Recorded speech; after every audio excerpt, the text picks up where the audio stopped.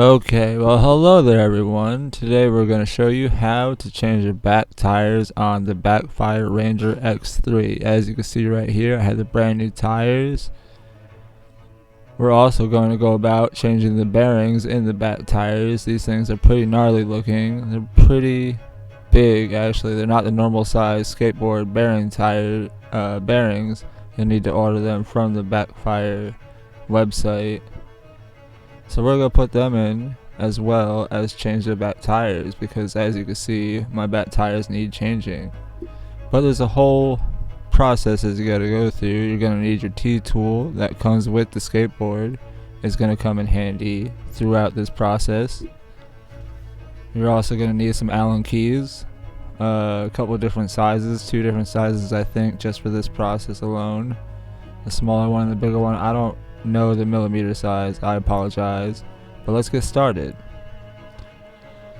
Okay, so behind the wheels on the trucks themselves are 2 plates, which I'm going to show you here in a minute. You're going to have to pull the wires off first, so make sure you disconnect the wires for the engines. Then right there are the plates. Right there are 8 bolts or 8 little nuts holding in those 2 plates right there, so you're going to need to get all 8 of those out to be able to move the wire to be able to pull the tire itself off. So as you can see, I'm showing you that right there.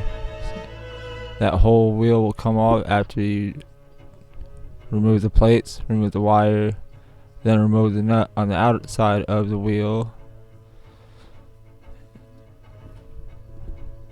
I'm gonna go ahead and remove these plates right there. As you can see, the nuts, there's 4 nuts on each side, so you got to get all those off.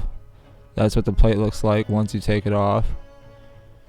Pretty cool. It holds the wire in place so it don't shake and fray on the wheel itself. So we're gonna go ahead and remove that bolt right there, that little nut on the outside with the T-tool. That's where it'll come in handy. Use the biggest size on the T-tool to go ahead and unscrew that nut on the outer of the wheel, since we have the back panel off of the trucks.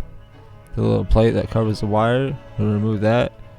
We remove that nut and then go ahead and pull that wheel all the way off right there. How amazing. Now we're going to need to unscrew each of those little nuts right there, the little screws. That's where the Allen keys will come in handy. Use your smaller Allen key that you got. Like I said, I don't know the millimeter size, but just if you got an Allen wrench set, just feel it out, you'll see it. It doesn't come with the skateboard, but as you can see in the new tire itself, the little areas where screws will go, each side of the tire has a different depth, so you'll be able to tell which side of the tire you're actually unscrewing and screwing. I'll show you that here in a little bit.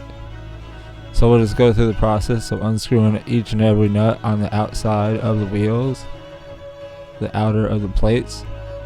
There's screws on both sides, on the outside and inside, so you're going to need to take all the bolts off. And then once they're all unscrewed, this is how you get it off basically.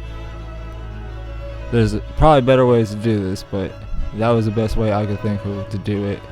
It takes a little bit of strength, but that's pretty much how you pull the magnet out. It's a magnet inside there, so you're going to need to use some actual elbow grease. And then you just go ahead and push that other side out. As you can see inside there, that's where the bearing is. And then we got to get to the other side bearing too, so you got to pull out the other side plate. Go ahead and give it a couple love taps, and I'm pretty sure you can just push it right through. But the whole magnet comes up out of there, and you got pretty much the casing. Don't lose that little O-ring that goes on the magnet part of it.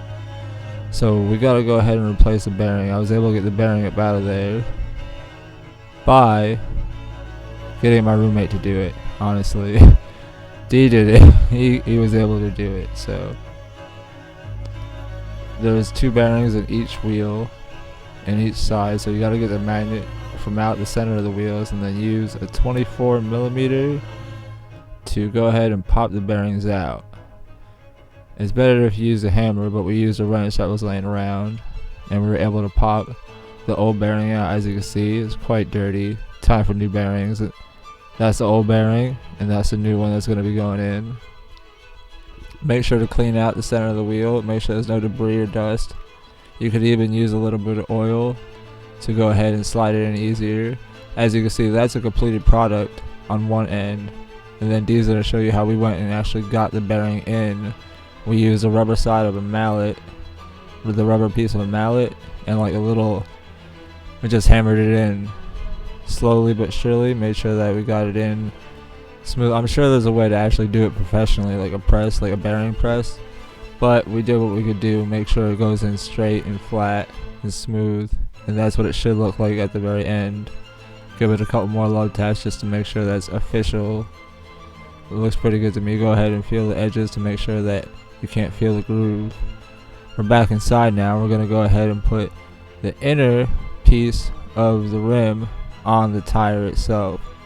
That way you have the background when the outside of the rim is pushed in and the magnet is pushed in. So we got to re-screw all those screws back in. Make sure you go ahead and find the holes to each of the screws. Screw in each of those little screws on the outside.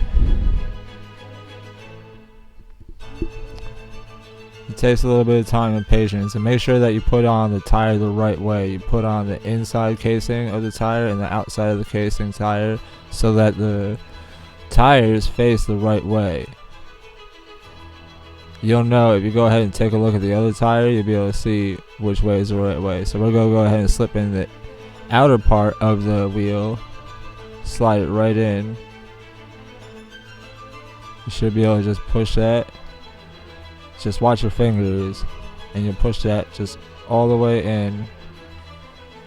It should slide in quite smoothly. Actually, I had to use a little bit of power, but use a little bit of pressure, push that all the way through there. Then we're going to go ahead and slide in some of the nuts into the holes on the casing.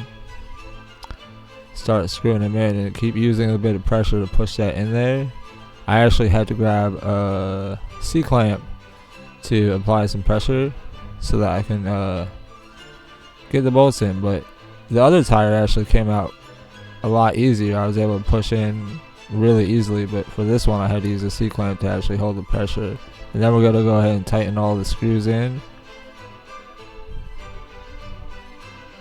This is me reconnecting the tire after all the screws are in. The opposite side of the wheel is square, so you got to make sure that it fits on the trucks. It'll fit on the truck the right way, and you want to make sure the wire is on the right part of the trucks too, on the very bottom of it where the plate came off. So you'll be able to turn the whole thing and make sure that it's all fits on there snugly.